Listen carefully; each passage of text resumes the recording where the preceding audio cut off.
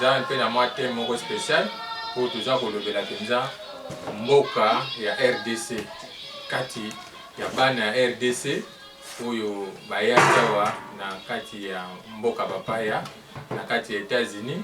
Toza na bandeko baye ebele awa tokolobela mingi makambo oyo eza koleka na kati ya mboka ya RDC, précisément na Kinshasa, makambo ya politique. Nde bongo bandeko babengaki biso balingi pe bapesa ba point de vue na bango à propos ya makambo nyonso oyo toza ko vivre na République démocratique du Congo.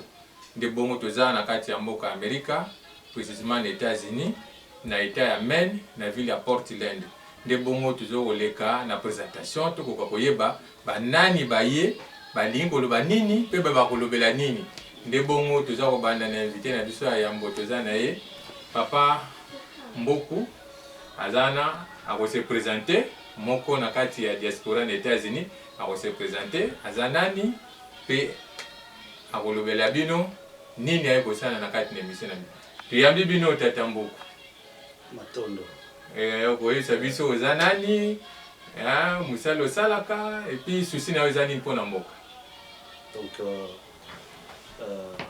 kombo na ngai ezali Antonio Mboku, tozali ou nazali analyste politique, tozosala analyse par rapport ya mboka na ndenge ezotambola, tomekosola na baninga toyeba kote nini mabe ezali kote nini malamu ezali esika nini oyo bakonzi na mboka bakoki kobongisa et moi bacritique pe na part na biso mpona misala ekende malamu na mboka. Matondo toza na Tata Mbala ye pe azali moko kati na diaspora, toumeli na ye mingi mwa badeba mpe ezalaka mwa mingi. Nde bongo akose présenter ayebisa bino nini aza nango mposa. Bonjour, ngai Mbala Zosanga Wilson, congolais, analyste politique. Toza topesa quand même baide na biso na makambo oyo ekotali mboka na biso Congo. Toza pe na Tata Kifata moko aussi kati ya ba diaspora na kati ya États-Unis, akose présenter beaucoup pape koyeba mbote bandeko na biso o bazwami na États-Unis, bazwami na Canada, na Europe, na Afrique, na Congo. Ngai kombo na nga Kifata Nkieme, nazali moko ya bandeko o bapesaka mwa makanisi balukaka ba emettre opinion na bango, avis na bango lolenge mboka ezotambola. Donc au cours ya émission tokoluka topesa ba opinion, ma idée, to analyser sur l'actualité actuelle ya mboka na biso. Matondo bandi tolandi penza na bokebi bandeko na biso ndenge ba se présenter awa tokosala na commentaire mingi akoloba te kasi toza kokota mbala moko na biso ya sujet na biso lelo concernant politique. Yambo na poser vraiment question mpona ndenge mboka eza kose dérouler, ndenge mboka eza kokonde na bokambami ya mokonzi oyo azali wana. Nde bongo na kokende vraiment baike balingi bayiba pe bino awa na kati ya diaspora nini penza koza kokanisa na inane ya mokonzi kati na ebonga na ye na RDC. Na ebite ba vie na bino eza ndenge nini. Nde bongo tokobanda na Papa Tata Mboku. Merci pour la parole. Pour na biso na inane ya Tata Mokonzi. To biso nyonso toyebi ndeni to Papa Mokonzi akuti mboka wana. Mboka wana 18 ans toyebi ndenge nini ndeko Kabila abomaki mboka wana pe akundaki yango. Mais Papa Mokonzi Félix Antoine Tshisekedi Tshilombo akuti mboka wana ya kokufa. Akuti mboka wana ya kokufa. Donc pour atelimisa ngo eza quand même normal que aleka na beta po aza koleka nango. Ezali normal. Mais na muke oyo aza kokoka jusqu'à présent mboka ezotambola malamu. Na côté oyo azali kokoka. Et côté azali kokoka te tozosenga pe na Tata Mokonzi ameka kobongisa côté azokoka te. Po tomoni na inane ya pamba état de droit koti et liberté d'expression koti, liberté de presse koti. Tomoni yango na inane ya pamba ba misusu bakei ba prison, na inane ya pamba soko tali lelo baso de mouton wana emati oyo peut-être na 18 ans totikala pe komona yango te so de mouton ezali eloko ya sika oyo ye na 18 ans nyonso eleka totikala komona yango te eza quand même image oyo ya malamu oyo ke bapaya pe bauti libanda baye bamoni yango basepeli pe quand même na image ya mboka. Donc tata mokonzi aza moto ayebi oyo azali kokanisa oyo asali te tozozonga toujours na parole na ye moko alobaki alakaki biso 2020 ezali année ya baction malgré jusqu'à présent nano misala emonani te oyo esengi asala parce que bakokoso mpe ezali ebele bakokoso ezali ebele par rapport ya réalité mosusu ya mboka ndenge akutaki yango. Donc j'espère que makambo ekozala bien kala te bana mboka bakozwa occasion na kokata mwa moke pourcentage okopese na inane aussi ça okopese combien? Bon ngai pourcentage na inane asali na inane kaka inge na inane kaka nga na kopese même 30% matondo malobo mboka yo tatamboko avi na yo na inane eza ni boni tatambala olimbisi na inane ya président Félix Tshisekedi pour la ngai justement ce qui te donne la inane na ye faut tozonga beaucoup plus dans la manière dont il a pris le pouvoir. La manière dont le président Félix Tshisekedi a pris le pouvoir, il a été premièrement piégé par Batu Oyoyo, IDPS Azalaki pendant 18 ans. Nyonso, ko injurier, ko finga, ko lobamabe. Batu wana bayebi comportement IDPS. Bayebi comportement IDPS et avant qu'on passe à bango pouvoir, ils ont eu à bien étudier IDPS et à bien réfléchir nini oyo salama na sima kopesa IDPS pouvoir. Yango eza ba résultat ya makambo oyo toujours passé nango lelo na Congo. Eza réponse ya question wana eza na deux volets. Yango bomoni na eza na volet national na volet international. Yango bomoni Félix Tshisekedi na prise ya pouvoir na ye, il a eu à commencer de faire des tours par-ci par-là, Europe, Amérique, pour la recherche de la légitimité. Parce que Azaki dit la première légitimité. Première légitimité, au fait Tshisekedi a école à Libanda, sans tenir compte que Batu Oyo va permettre à Kabila à ça le pouvoir na Congo, à si sa pouvoir, avant na Congo, à demeurer na pouvoir, ce sont des blancs. Hier, Félix Tshisekedi a donc comprendre le contexte de Wanate. Contexte de Wana, ils ont tambou ça y est le rôle à Kaina pour que la solution à Congolais, Tilibanda. Or, la solution à Congolais, ils ont à Congo. Il faut avoir na Congo, à Luka, à Solo, na ba Congolais nyoso, sans distinction. Y compris ba Congolais à diaspora, ou ya obenga ba Congantaba. Ils ont battu oyo ba eda qui est lobby pour maternité ou azana olelo. Est-ce qu'azana lelo? Faut à Luka, à Solo, na ba nyoso. Toutes les couches sociales. Et ça la distinction T. Il faut assolana bango parce que ce moni, ce dans zonga sous na moni président Kabila a 18 ans. Il a eu des cas de potes de banana. Kabila tu un exemple. Te malembe to kuneza masolo mususu mais to kena na makambo kaka ko sala ya vraiment en bref combien pourcentage de PC combien? Bon, tu sais que na minito azana pourcentage T. Parce que tu sais que azé sika moko te à présent.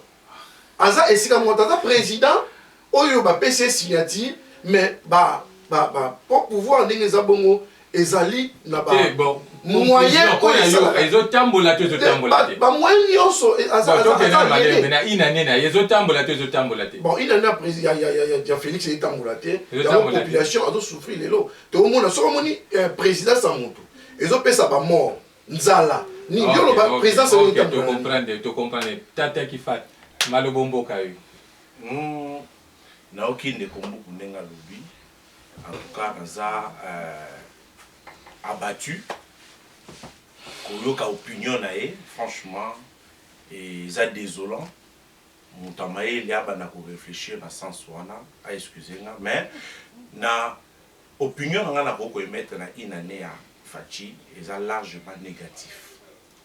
largement négatif pour la nini po ndenge ndeko mala lobi nazo meka mpe kosanisa les deux idées place à Zubokonti tant aux bokonzi ba consolider kango bokonzi eloko moko te batika yango bo il faut ko consolider ba consolider bokonzi te nini ya koyoka opinion ya peuple po pesa bango ba déshydrata na bango po kokisa ba posa na bango oyeba bokonzi nanga po evanda etambola ndenge nini tokozonga na sima te mais ndeko mbuka lobaki ya bana 18 ans ba bebisi mbuka 18 ans wana ba simbi bokonzi wana po ba consolider ki bokonzi na bango yango ba conserver ki yango ba diriger ki mbuka maintenant et une année oyoyo tant on a lobby bileza négatif c'est parce que président Fachi azana contrôle le monté azo ko consolider pouvoir n'était ko banana un cas de famille politique né au CIDPS azo ko maîtriser en côté donc c'est comme on dirait il gère des choses qui n'arrivent pas à contrôler et ils a ko panzana mboka ils a ko panzana azo ko contrôler territorial exécutif donc sur tous les plans en tout cas président Fachi a maîtrisé et l'eau mon côté. Ah ok, Matondo, vraiment. Nasir, téléspectateurs, avis à Moutou na Moutou. En tout cas, sans parti pris, Bandewazo pesa avis na bango, nandenge batandas na bango zali, téléspectateurs, binonde boye banini pour juger ndenge tozali. On a continué na émission, na lingi toye ba mouké. Hein?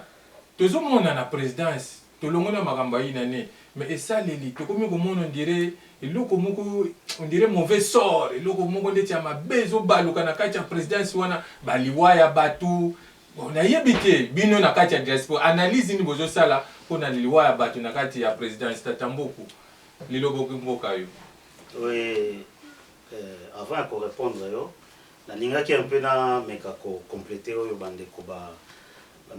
Bon, on a tout si j'en ai tout l'équipe, mais on peut quelques secondes kaka. Oui, secondes. Quelques secondes kaka parce que on a tout nio, n'habite na tout nio. Pour maîtriser Moka, ezali Congo ezali monene. Pour maîtriser Congo ezali facilité. Soki ba oyo bazawana ndenge ndeko kifata lobby ba maîtriser qui pouvoir na bango où ils ont consolidé leur pouvoir. Oui, c'est bon. Mais pourquoi Kabila tant akotaka na pouvoir Joseph Kabila tant que Bemba Salaka Makelele a 5 dialogue, boya to kabola pouvoir. Et ça qui après 3 ans, donc cela veut dire que non, à quoi qui consolider on na inani. Président Félix Azana on est bandeli, à consolider pouvoir. De plus en plus, du jour au jour, azo comme un peu fort. Donc à quoi comment Matondo, kasi to kena no parce que loko na zo tungisa avina bino na avina biso ngai na koki koloba ezali eza pasi pona ko kabaliwa au sein ya présidence mais ba oyo ba longwa ki na pouvoir to ba pouvoir ya Kabila ba yeba ki yango ke président Félix akosala inane na pouvoir te ba piège ki président Félix na nyonso na ndenge na bon parce que aye kokota na ndako ba batu oyo bazaki binemi mais bato na ba bon o aze nemi na biso quel que soit ndenge to sololi mais il faut to sa tout longolé pour que to zongo. So pour ni maloba ya Kabila na Namibie alobaka yango na kei metro na kozonga wana komi Yesu alobaka yango na kei mais na kozonga na Namibie na discours na Namibie alobaka yango donc c'est-à-dire baebaki yango ke dans une année bakosala tout il faut Fachi babomaye to basala nyonso esenga basala oui et ça na ba piège au bâtir mais ba piège wana eza monta musika te ezaka mwana ndako pour te faire na ba voisin na ndaku voisin na bana na e biso pe na bana na biso mais voisin na to kota porte moto de ma porte moko bana voisin ba kufa te ka bana na biso bana voisin ba kufa te kaka bana na biso bazo kufa donc c'est-à-dire tozomona na présidence ba conseiller baza ebele tozana ba conseiller bataille NC bazali tona bataille IDPS bazali mais batu ya IDPS kaka nde baza ko kufa bataille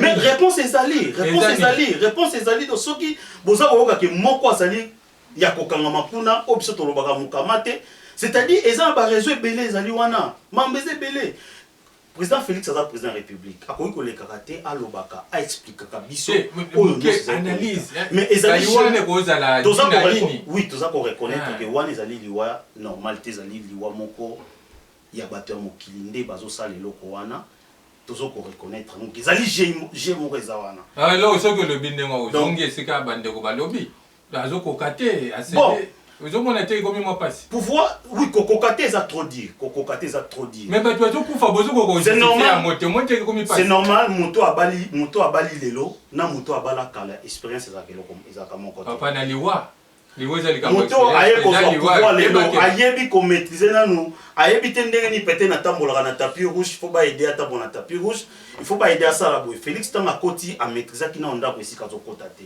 mais lelo eza lisusu ndenge ezalaki wana kala nazoloba likambo liwa ezali bino mpona nini bato fo bakufa mpona nini nde eloko bato boni bayeba bino bato boyebi ke toza na ebonga mais mpona nini bino bato eza bino nde bozokufa analyse wana eza nini mpona bino wana koloba eza maboko moko eza wana eza banguna moko baza na kati contre président Félix. Et pourquoi coaliser avec Bango? Oui, pour jouer ton pays. Pourquoi coaliser avec Bango? Tatambala, continuez na nte, yo zolinga, continuez na mpona bino. Non, coaliser na ok na suka. Bato ba kombola te coalition oyo. Papa Mbala a côté déjà na kati ya masolo. Na linga ina sisaka mwanda oya côté na ye. Vraiment ceux qui na linga ina sisaka so vous permettre. Yé à côté par rapport à ce yo kate. Oui, non, na kati te. Malembe. Na ozongi Tatambala tokenan. Bon, justement, moi je voulais dire que la plus importante ou précieuse chose que Dieu nous a donnée, c'est la vie. C'est la vie, oui. Comme c'est la vie, de voir des pertes des vies humaines comme ça dans la présidence, c'est quelque chose que c'est ça en tout cas, même Bisso, tous les bateaux, tout ça, analyse, tous les bateaux, tout ça, tendance, et c'est là que c'est ça, Bisso, et puis ça, Bisso, Makasi, n'est pas de Bisso, qui est aussi à la Kufanding.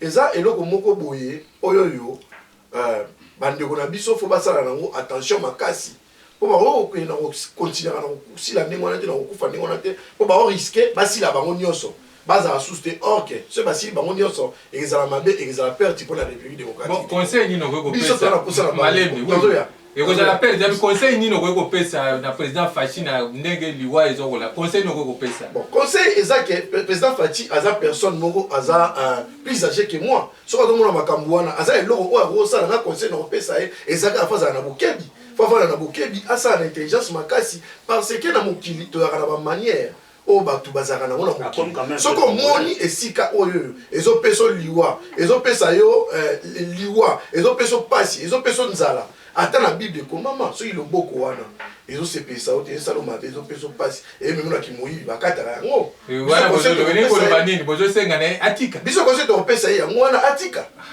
atika pour le na vite c'est clair na yo qui n'est pas le bien lisolo ngo ebongaki comme na niveau to komi na moko to ebe pe ko décortiquer ba makambo.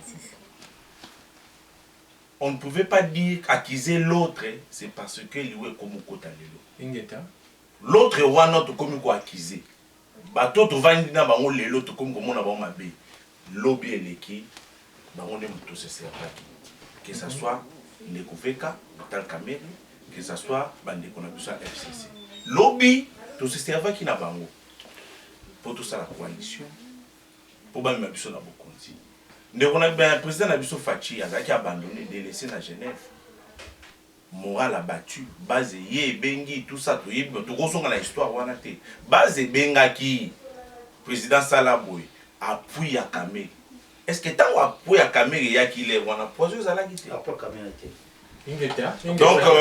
bref, la ligne a sollicité pour les introduction à l'idée on a une. Voilà. Et hier, ceux qui ont lié à Mouninga et qui l'élo passe comme Kokota, accepter la réalité, on a assumé, ça la clair, na peuple, s'il faut c'est un peuple, pardon, peuple a accompagné. Mais l'homme qui a accusé, base des alliés à Malembe. Malembe. Caméra. Papambo. Malembe. Et Malembe. Malembe. Ayaki corrigé. Ayaki corrigé.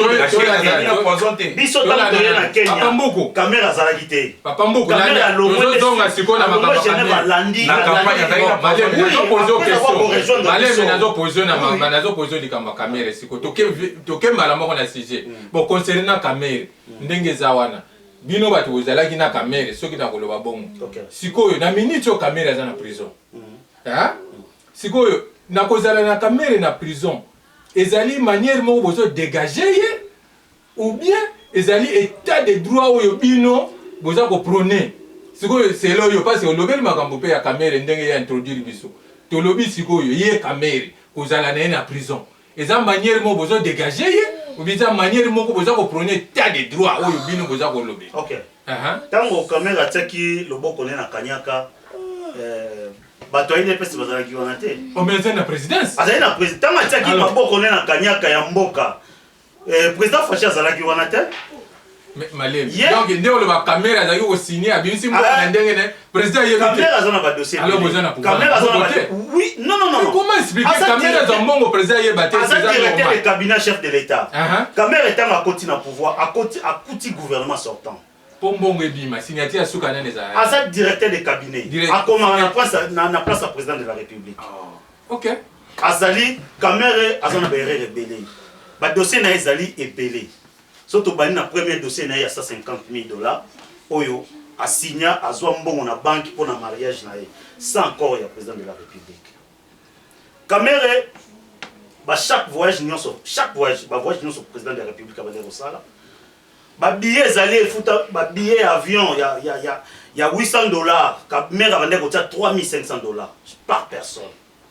Nasi biso na bino to yoka na Londres équipe mumba ya présidence ba komela ba koma bango na journal ki ba foot hotel te mais mbongo ezala Kamere na ba dossier belé ba ya tozolo ba ke ba preuve ezali IDPS aza na makambo elingo lo banini donc bozo dégager te tozo dégager te Kamere toza coalition na biso na INC to ba cash ezali toujours to bomi yango te to ko boma pe yango te ata Kamere akei ata Kamere akomi aza ba condamné ye coalition na biso eko continuer parce que biso te ba toté Kamere yango na lobi do pona bino bozo ko prôner état de droit ezate que Kamere dégage mais mon président de la République kangi mo konti ta ko kangi mo konti na bango na prison bon te que o dégager Hollanda to Congo Hollanda pour la République na to Congo mais to azolo beza malobeze pas mais nazo sibino Hollanda Félix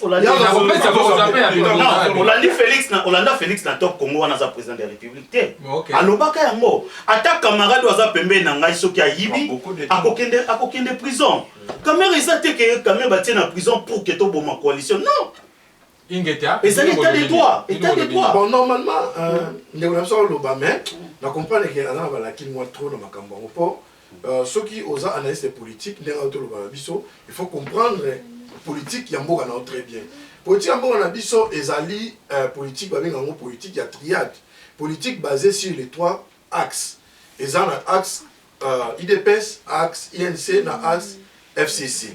Dans tous les trois axes, Félix Tshisekedi a été trompé par les gens de l'FCC. L'FCC, la coalition FCC, a trompé l'IDPS pour nous kanga la Kamere. Or, Kamere fit un allié taille pour Félix Tshisekedi, pour nous consolider le pouvoir, pour nous légitimité Félix Tshisekedi. Et là, Moussala Kamere a dit parce que Félix Tshisekedi nenga zaki ndengwana Félix Tshisekedi c'est un homme bon de le voir comme ça après ça en plein mot il y a un homme bon c'est un homme bon au moins c'est un homme bon boye mais Kamere azaki a pris des tailles après des tailles pour la ligne Kamere a ouvert le circuit il y a l'état Kamere a une expérience il y a pour ça là dans l'état congolais na expérience wana Félix Tshisekedi anaye kokamana yango engenge komema Félix Tshisekedi esika moko o Félix Tshisekedi anaye komeka ko consolider pouvoir na ye mais tellement FCC eza machine politique en sachant que non ce qui totiki Félix Tshisekedi atambola nzela moko na Kamere toza na difficulté pour to sala comeback pour FCC bana posa ya comeback na pouvoir parce que FCC survie na bango sa vie et autres dépendent de la pouvoir. Ceux qui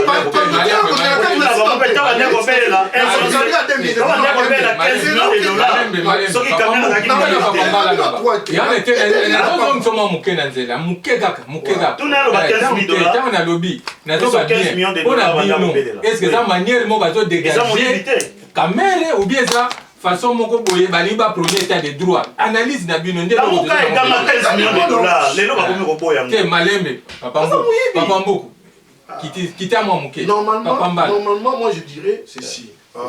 L'état des droits ne peut pas être à deux poids des mesures. Ok.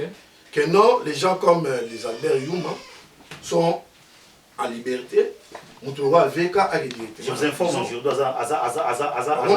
à la résidence surveillée. La dépôt des mesures, et ça que FCC, tous les bateaux FCC. Est-ce que tu peux croire que Moutoloko, ces personnes-là, qui ont Samana Kamere, c'est qui Nani et l'autre là, Bitakwira. Bitakwira, tout en ayant les aveux pour le procès 100 jours, alors il a un aussi longtemps Vital Kamere est en prison. Ce qui Bitakwira, Azali concerné dans l'affaire 100 jours, Azali Moutoufa en prison. Mais Bitakwira sera là en prison. C'est parce que Bitakwira fait partie à FCC. Il y a Bitakwira, Azali est en prison. Na comprendre déjà droit s'il vous plaît à conclure moi ezali droit état de droit ou bien bateau dégagé. Justement, FCC a dégagé Vital Kamere pour avoir fait. FCC bien fâché parce que fâché Ndemoutou. Non, l'arrestation de Vital Kamere, ce n'est pas Fachi. Parce que Fachi, l'arrestation de Vital Kamere, c'était Fachi. Il allait dire, les renvoyer, les convoquer à sa place de directeur de cabinet depuis longtemps. Ceux qui ont gardé Kaye la place de directeur de cabinet jusqu'à présent, ils ont prouvé que Azako s'est consolidé, Azako s'est compati dans Vital Kamere. Au moins que place dans le monde jusque là on a. To zéro samba, on prouvé biso que c'est innocent, aux on a la place dans yo. Et ça IDPS, ça bata FCC va piéger Félix Tshisekedi na IDPS mobimba pour bâtir la fatia sikana pour na komela kwa affaiblir Félix Tshisekedi pour pas comme abou ya Félix Tshisekedi. C'est ça le problème. Na okinde kumbuku na okinde kumbala na osenga papa pesanga moi temps na meka. Oza ozu déjà mon. Alors oyibi mboka tungama sur base à ba valeur, sur base à ba moralité. Les éléments pour ça la mboka tungama. C'est que nous aujourd'hui dans Congo on a analyse dans ce que ça la tobo salaka.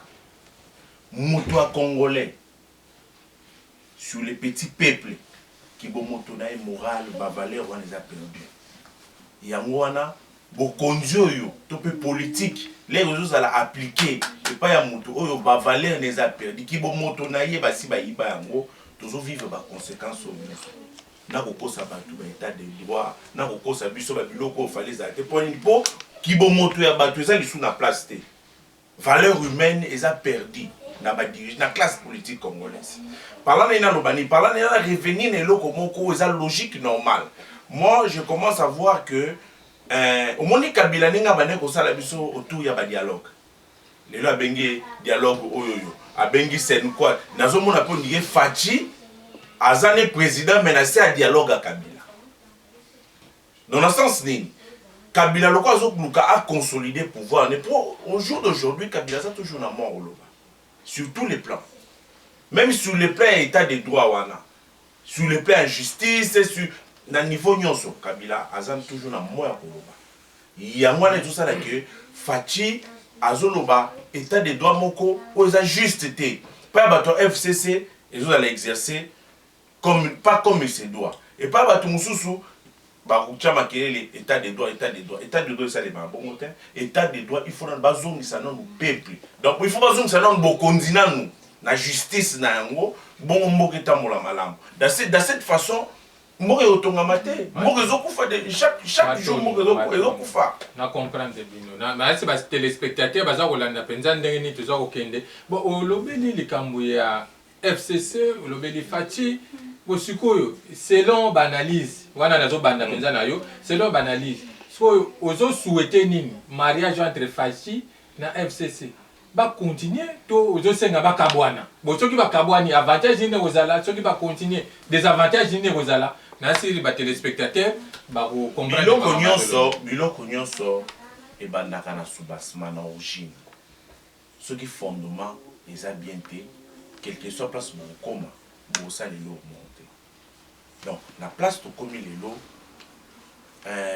na roloba clairement que le président Fachi a trahi la population trahir pour peuple pour nous on vit des conséquences azo a exercer pouvoir ne bien té la présidence autour du baba bazo kufa moi malamu lobama té position claire et lobama té comment voulez-vous la présidence lelo na lana qui point de presse le bazo ba ki bato bazo kufa na covid-19 OK bazo kufa na covid-19 fami batwana bazaka na ba famille té ba fréquentaka batu té avion et panzana ki na Gombawa suite toyoka te donc action nyonso ezosalema na présidence ya président Fachi suite ezozalaka te rapport moko ezozalaka te que mariage est entre ça veut dire que mariage wana ebombi makambo ebele oyo biso peuple toza na besoin toyeba biso peuple toza na bakabwana ou bien bakokabwana ndenge nini bakokabwana ndenge nini bakokende 5 ans wana kaka bongo po mutu akokabwana moninga eza te eza soit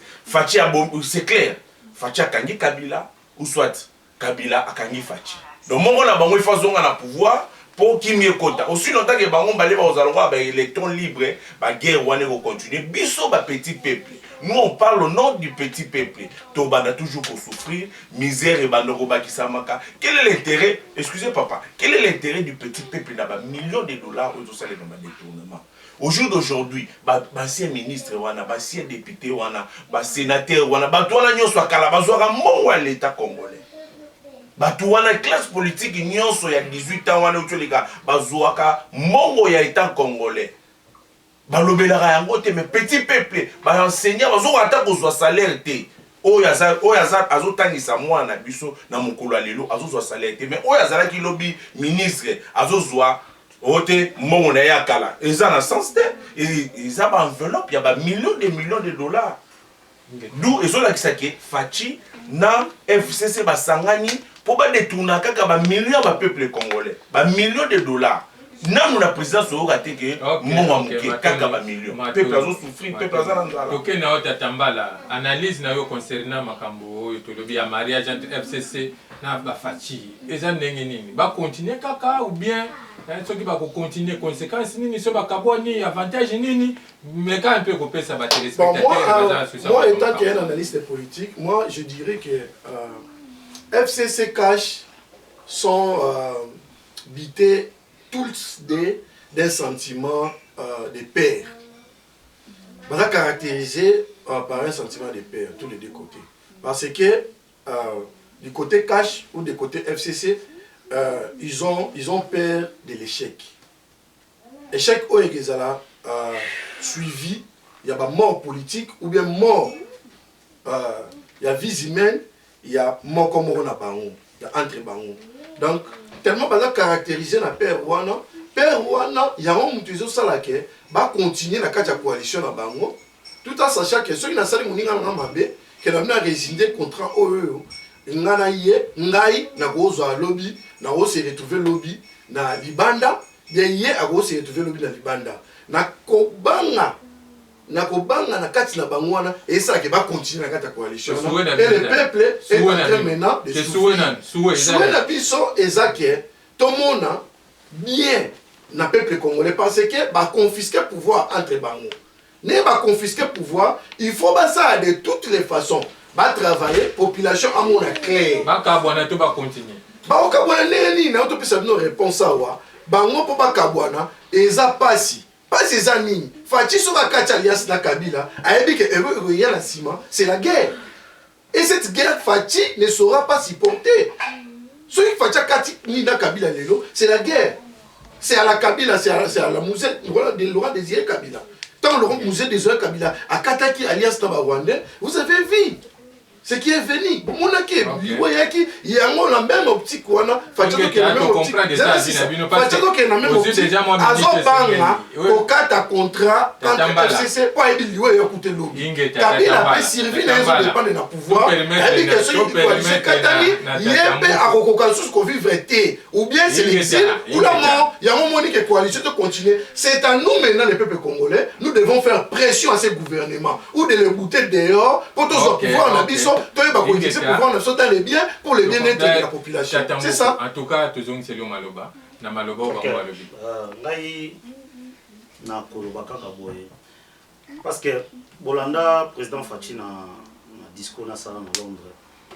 coalition ya FCC Cash eza coalition mo ya accident ezali constitutionnel accident ayebaki yango ayebaki yango mais eza na constitution accident eza RDC kaka te France esala ayebaki yango il savait ça il a signé France esala yango tambala totika na tatambo kwa silisa makanisi na bango ba étudier stratégie na bango et biso tozwi présidence majorité qui na bango lokola majorité parlementaire ezaki na bango donc soto kendaki na cohabitation engeza peka ke chèque na biso donc tonga tozana président na biso moko gouvernement nyonso ya bango et kuna sous engeza na ka risque mais vous allez la cohabitation non tous en cohabitation toi cohabitation non ce qui cohabitation c'est la cohabitation mais tonga tozana ministre te tonga tozana ministre te za cohabitation donc tu suis quelques ministres c'est parce que toke na coalition exact et ça cohabitation en réalité la cohabitation en réalité, mais il faut avec ma grégaire, chamaille, donc, biso pour la biso coalition wana, to se tolinga ya ngote, peut-être tika la kolinga ya ngote, tilelo. Mais vous consommez un mot. Tous consommer un mot, c'est parce que c'est constitutionnel. Ok. Et ça pisoté. Et ça bangote. Et ça constitutionnel, et ça constitution. Et ça constitution. Ce qui bénéficier. So yo kabango parce que même la bénéficier ce qui constitution ezali ya mboka. Biso tozo sa mibeko ya mboka. Ce qui fati accueillir to ameki ko vivre ko sala ko bima libanda ya constitution. Au moment que problème est kozala. Yango zo mona ba piège nyoso bata FCC sont en train de faire. Donc bazo luka tout. Fati a dévié la constitution pour au moins non va mettre le président de la République mise en accusation. Oh non, il faut pas destituer. Il y a un président de la République Félix Antoine Tshisekedi Tshilombo asa très prudent. Coalition on a toujours keninango malembe. Toyebi esika tokosuka président Fati ayebi. Dans un premier temps donc dans un premier temps toza yango tondimi yango to boyi yango te. Mais o ko ya lobby toyebi yango. Ba téléspectateurs bazo kabino penza na boke. Malembe naza ko continuer kaka na tatambogo. Omoni makambo lobby ya coalition bozana. Ozomona te sikoyo makambo oyo bato baza ko loba. Que non président Fati azane kaka figurant ne mutu penza jo sala makambo to musala wana eza penza Kabila. Bon, Asa figurant par rapport à Zoé Baté, peut-être. Donc, figurant, donc, marionnette, quoi. Marionnette. Donc, Moutou, Asa Penza, na base, to Moutou.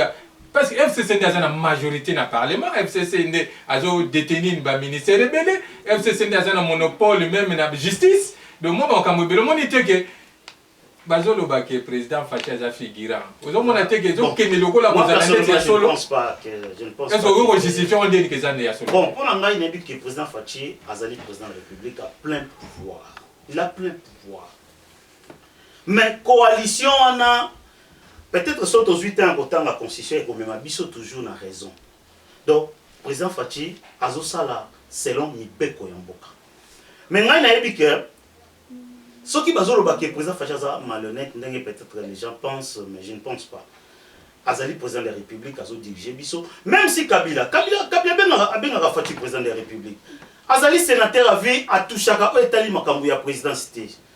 Président Fati, Azawana, peut-être les gens vont voir dans l'avenir. À cause de 2-3 mandats, peut-être ceux qui pour mandat, pour la Bisso technique. 3 mandats. À cause de 2 mandats, 3 mandats. Matondo, et là on est là, mais au monde était que à chaque fois ceux qui n'y kamonge koya, mon Kabila retiré dans le bâtonnet va côté na Kingakati. Taba uta kuna bayale ba lancer le gomoko boye. Et wana toyebi bango. Wana ezali distraction ya FCC toyebi yango. Soki eloko moko enge salama.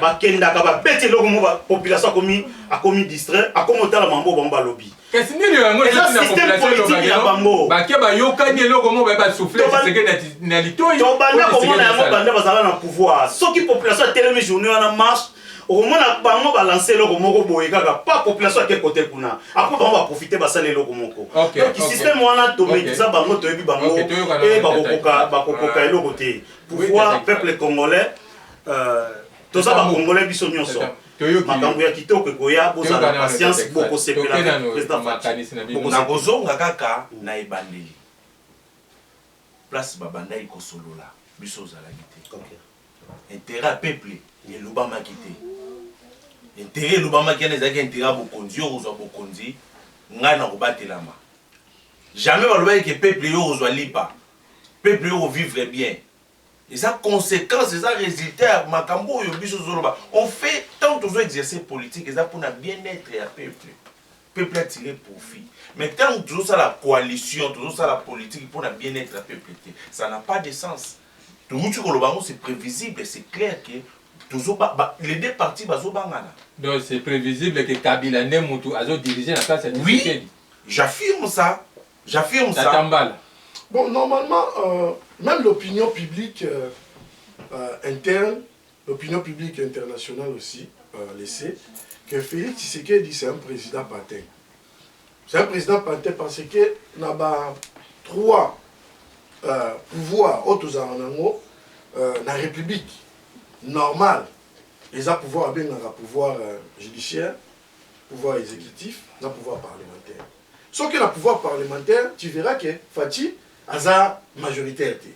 Sans un exécutif, le Premier ministre est ici. FCC. C'est la majorité. Ah oui, la majorité, FCC. Sans un ministère de la justice, au moins le ministère de la justice est la FCC. Bon, vous pouvez directement, vous pouvez mathématiquement parlant, vous pouvez que Tshisekedi c'est un président de la République. Le président de la République, c'est un président de la République qui est vide. Il règne seulement comme un président de la République. Mais c'est ce que j'avais dit au début. Kabila gère la territoriale, gère l'exécutif. Alors gérer nyonso. Vraiment, c'est ce que je disais au début. Et là on a bané koloba, au début. Vraiment, nabi qui toko continuer mission, toko continuer vraiment. Neza ko senga na bino, tala caméra kuna, lobela ba baza ko landa yo. Liloba moko pour tout ce qui s'est mission. Non, argument, tout lobby dans le logo mon côté. Tout lobby est logo mon côté, mais bref, et logo n'a pas plus, n'a pas particulièrement na président de la République, surtout n'a pas collaborateur naé. Il faut baser la responsabilité na bango. Le fils qui reconnaître erreur, il y a trahison au peuple à vivre. Pour le peuple congolais, a trahi dans la condition de Kambalelo. Ceux qui lobby, qui trahi pas Kabila. Les lobby trahi et pas Fachi. La classe politique congolaise union so.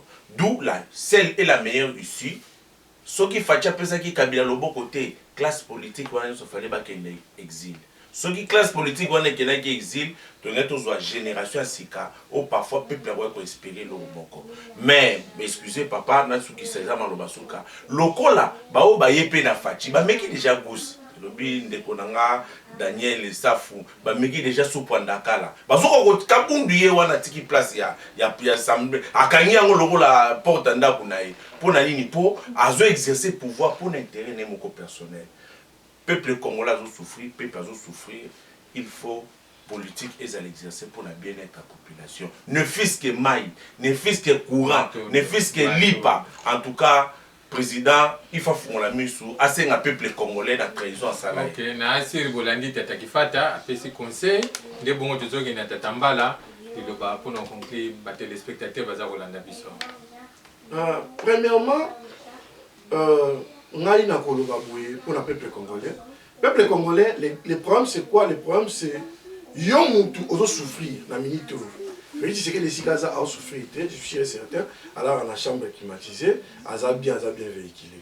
Yon mutu ozo souffrir, ozo vivre na pasi, ozo na pasi. C'est à toi qu'appartient cette république. Tellement kende ko luka pouvoir na yo, opesa na mutelo mobani pour lobby Congo tellement. Ce qu'on l'a lu, en tout cas, aujourd'hui, au Moroté, sur ce que je maté.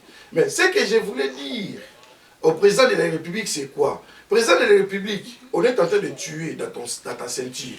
Chercher à revendiquer, chercher lobby, ça. Pour se revendiquer en tout cas, vous risquez aussi la bidonion, lobby, dans la République, tous en cadre. Donc, Lucas, on a 3 personnes. Rouberwa, Nabutu Moko, Luka, Solana ba généraux. Je suis sûr et certain aux ala ba généraux pour Bayoka. Bon, mais à trois personnes, il y a Rugabo, Rouberwa, Baseke, qui parle l'épée. Non, non, il y a Bomara l'épée. En tout cas, il y a Luka, Ozonisa, et ça la biso que match est à la nil. En tout cas, nous, la diaspora congolaise, en Amérique, nous ne sommes pas contents avec ça. Nous ne sommes pas d'accord avec ça. Matondo. Toke kuna tatamboko. Suki sa yo lido batala vraiment caméra. Pour tout pas aussi. Na koyebisaka peuple congolais boye. Bozala na patience.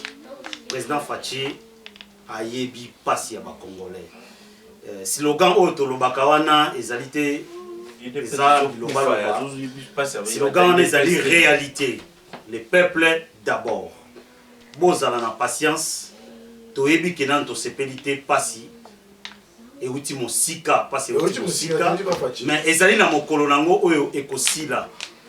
Président Fachi azali papa ya bana ayebi pasi na biso nyonso. Pe boko sepela akosala oyo esengi asala pona peuple na ye. Bozala na patience, biloko ezolambama ekobela tokofanda tokolia yango. Matondo vraiment tosengi matondo mingi na ba téléspectateurs na biso ndenge bolandi biso na bokebi nyonso ezaka ke bandeli émission toko développer ba thème ebele nde bongo tozosenga vraiment na ba invité na biso ba mesana koya pona kofungola bato oyo ebele bazala na mituna baye bato baza na États-Unis pe est-ce que balandela makambo mboka diaspora penza na États-Unis ezalaka nde bongo bomoni bandeko bazali na susi kaka kopesa makanisi na bango pona mboka yango tosalaki émission mbala sima bokozwa bango lisusu tokobanda kozwa ta moko aya kopesa likanisi na ye po bokoka koyeba ke awa pe bato bazali mais susi ya mboka ezali tozala na besoin tozala lokola États-Unis, tozala lokola France, tozala lokola ba pays au biso totutelaka tolo. Nde bongo ozomona tozopesa makanisi vraiment matondo mingi na balandi na biso pour continuer ko s'abonner na chaîne na bino Tata Ngunza biloko kitoko tozobombela bino pe boko sepela makasi boko zoa biloko oyo peut-être bozeko mituna iloko nini ezosala makuna mais tokopesa bino ba réponse tosengi bino matondo vraiment na koma fumuki mbangu kimeza na bino butu elamu matondo. Amen.